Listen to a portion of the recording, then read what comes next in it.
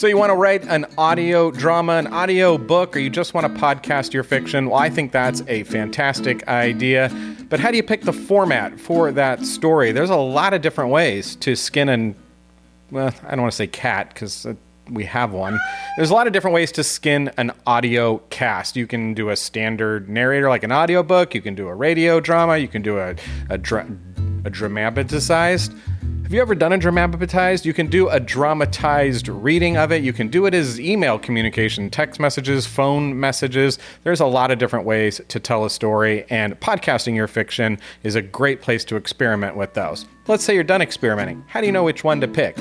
In this video, I'm going to talk about the 3 Ps of picking your podcast preferred type. It's 3 words that start with P that help me remember what they are so that I can talk to you about them. Welcome to Audiodrama. My name is Aaron. I am on a quest. I'm on a mission, if you will, and I'm inviting you to come along with me on that adventure of becoming a successful internet storyteller using audio. I should put that word audio somewhere else in that little description. Let's talk about the 3 Ps and how you actually determine a format for your podcast. Before I launch into those Ps, I hope somebody's keeping count of the number of times I've said P or a word that starts with P in this particular program. I wanted to say that some types of stories, some plots and themes that might be present in your story really lend themselves to a particular format already. So there might not be that much thinking or choosing that you have to do. So let's say that your story is about a group of travelers or explorers or like a space expedition crew. That's perfect. All right, so they went into space, and you don't want your listeners to know whether or not they lived or not. So you don't want to use first-person narration, or you don't want to use any type of format that would give it away that they lived or something. And so what might be best, you might automatically sort of be guided into a series of captain's logs that was discovered by somebody else, or audio recordings from the ship, or messages that were sent. And so that might already put you in that direction. Similarly, if you're telling a story about, let's say, somebody that works in like a call center or a tech support setting, and it's about just how their only sort of experience with the world and relationships and feelings is through these phone calls that they take, then for an audio podcast, it would make sense that you do that with just having the calls come in and having different voices. That just might be a great way to accentuate that story. So your story plot might sort of dictate what you're choosing already. But let's say that's not the case. Let's say you have a more general sort of story. You have a bunch of ideas. I'm really using my hands a lot here. How do you pick a format from there? Well, I use the 3 Ps as I previously pondered on this particular thing that I'm going through. So let's talk about the first one. The first P for me is personality, and that personality gets broken down into 2 different parts. Parts. The part that is the creative part of me, and then the part that is the feedback part.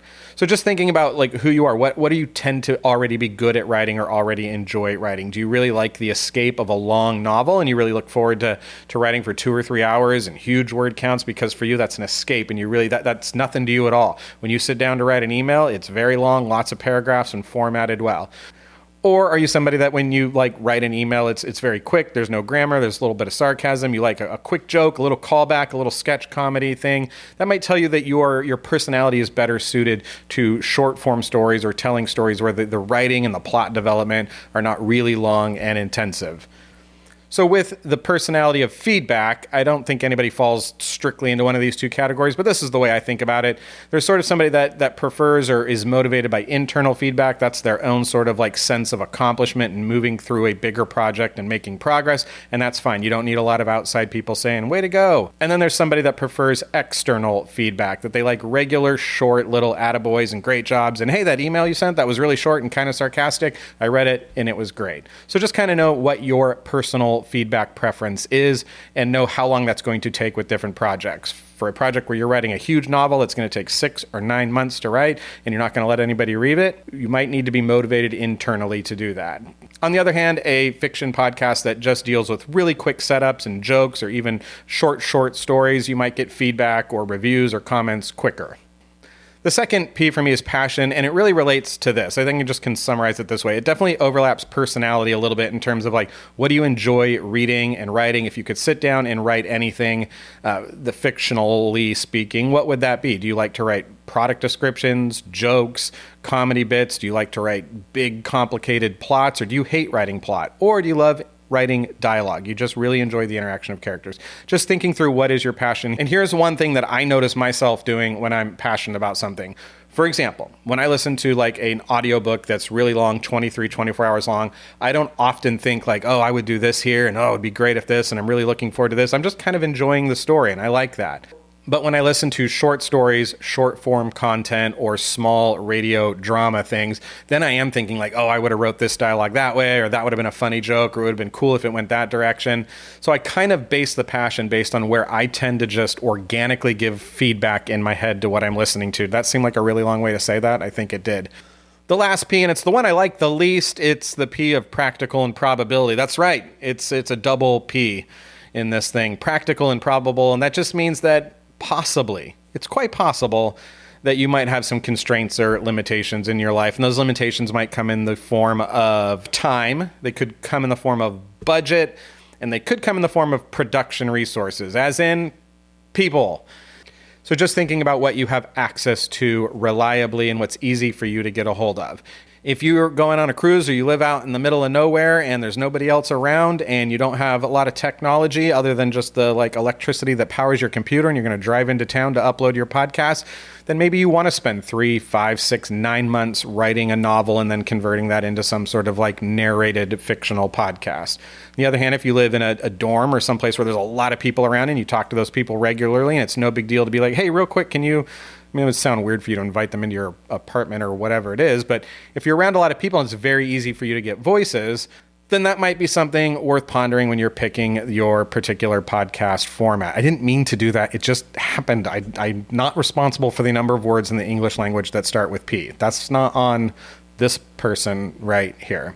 So those are the things I think about when I'm choosing a format. I happen to be somebody that is short on attention. I like things done quickly. I get bored easily. I like to just sit down and write and come up with sort of the best version of that, and then I'm done with it. I don't really even want to edit it anymore, and I don't have a lot of people around that I can routinely get into doing voices. And I have a passion for short stories. Louis Sakar's Sideways Stories from Wayside School was a book that changed my life. I like The Twilight Zone. I like all the Alfred Hitchcock Presents stuff. I like those sort of serial, short form sort of storytelling things where you explore the format. So for me, it's a passion. It's what's practical and probable for me, and it's where I find myself offering the most feedback when I listen to stuff. And so that's how I picked the type of fiction that I want to podcast. I'm sorry that there's a plethora, a preponderance, a prolification of P's in this particular video. It's not something that I can control. Here's something we can all control is the feedback that we give and the like. I'm trying real hard on a segue here. You can like and subscribe the video. That would be great. Come along for the journey as I sort of figure out how to become a successful internet audio storyteller. We're getting closer on the sort of tagline of what I'm trying to do. I've written a bunch and I've had a ton of great ideas, and those ideas for the short stories have caused me to pivot a little bit on what I was doing. I was thinking this is all going to come out in the next day or two, or the next video or two, I should say, on where I'm at. I will give you the name of the podcast, and you can go listen to stuff that I write and see whether or not you think it's good at all.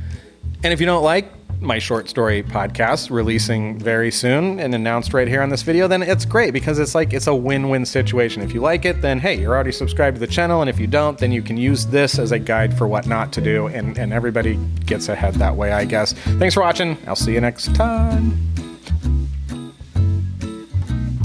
Hi, says my phone. It's AT&T, and the California Public Utilities Commission is going to hold a hearing on April 18th about the quality of my telephone service, as they announced that to me via my telephone service.